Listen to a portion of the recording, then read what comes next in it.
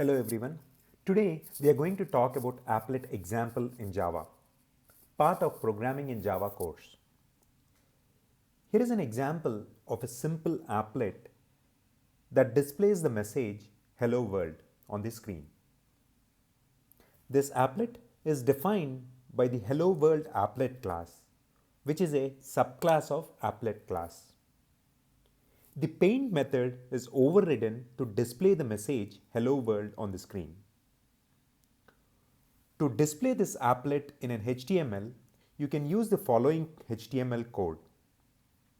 This HTML code uses the applet tag to embed Hello World applet class in the web page and specifies the width and the height of the applet as 200 and 50 pixels respectively.